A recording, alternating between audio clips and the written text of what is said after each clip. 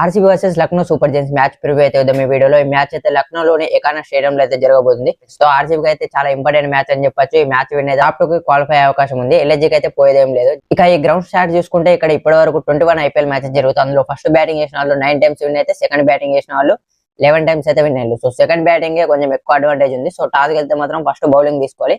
కానీ last match లో RCB అయితే చేంజ్ చేస్తూ ఓడిపోయారు. ఒక రేర్ కొలాప్స్ అయితే చూసినాం ఆర్సీబీ నుంచి. ఈసారి అది రిపీట్ అవ్వకుండా చూసుకోవాలి. ఒకవేళ చేంజ్ చేస్తే మాత్రం ఈ మ్యాచ్ లో ఆర్సీబీ గురించి చూసుకుంటే ఒక 3 చేంజెస్ ఉండే అవకాశం ఉంది. సో బ్యాటింగ్ ఆర్డర్ లో మయాంక్ అగర్వాల్ ని తీసేసి స్వస్తిక్ చికరన్ తెచ్చే అవకాశం ఉంది. ఎందుకంటే అతనికి home ground UP T20 league లో సెంచరీస్ కూడా స్కోర్ చేసిండు సేమ్ గ్రౌండ్ లో.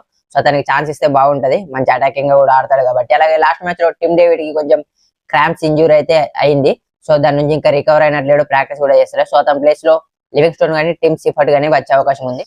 అలాగే Lungi Ngidi back to South Africa వెళ్ళిపోయింది కాబట్టి అతని ప్లేస్ లో రిటర్న్ వచ్చిన హేజల్ కూడా అయితే వచ్చేస్తాడు. సో దీని వల్ల బౌలింగ్ అయితే ఇంకా స్ట్రాంగ్ అయ్యే అవకాశం ఉంది వాళ్ళకి. లాస్ట్ మ్యాచ్ లో స్పిన్నర్స్ అయితే కొంచెం ఎక్కువ రన్స్ అయితే లీక్ చేసి మిడిల్ ఓవర్స్ లో, అది కొంచెం మైనస్ పాయింట్ అయిందని చెప్పొచ్చు ఆర్సీబీకి. ఈ మ్యాచ్ లో వాళ్ళ స్పిన్నర్స్ అయితే బాగా పర్ఫామ్ చేయాలి.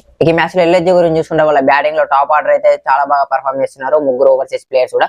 సో వాళ్ళ వికెట్స్ తీస్తే ఆర్సీబీ కొంచెం అడ్వాంటేజ్ అవకాశం ఉంది. మిడిల్ ఆర్డర్ లో పంత్ అయితే పర్ఫామ్ చేయాలి. ఆయుష్ బద్దోని సమద్ అయితే బాగానే పర్ఫామ్ చేస్తున్నారు. వాళ్ళ బౌలింగ్ లో ఈ సీజన్ లో బాగా పర్ఫామ్ చేస్తున్న దిగ్విజయ్ రాథ్ అయితే ఒక మ్యాచ్ సస్పెన్షన్ తర్వాత మ్యాచ్ లో అయితే రిటర్న్ అవుతున్నాడు. సో అతను ఎలా పర్ఫామ్ చేస్తారు చూడాలి. మిగతా బౌలర్స్ అయితే పర్లేదు, డీసెంట్ గా పర్ఫామ్ చేస్తున్నారు.